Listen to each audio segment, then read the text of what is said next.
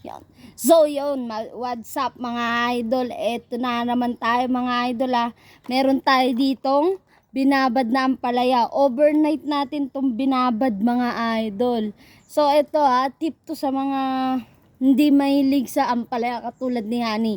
So, ipapakita ko sa kanya kung na etong ampalaya, pag binabad mo overnight is mas maganda siya. Wala siyang pait, mga idol.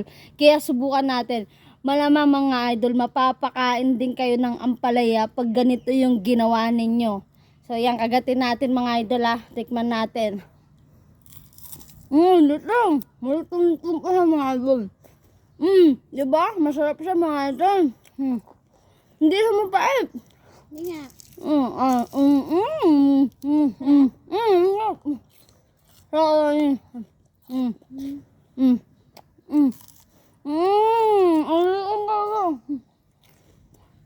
Hindi nga. Ayaw mo. Malamang akaga. Tignan mo, maubos ko na isa, Masarap. Hindi pait. Hindi, malang pait. Manamis-namis siya, mga idol. Masarap talaga siya.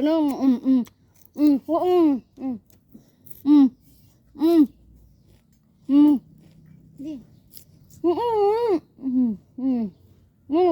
Sarap. Tingin daw.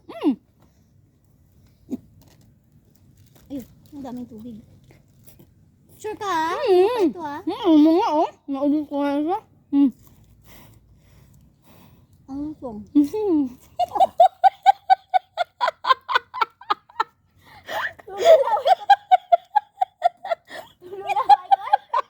Ay nga!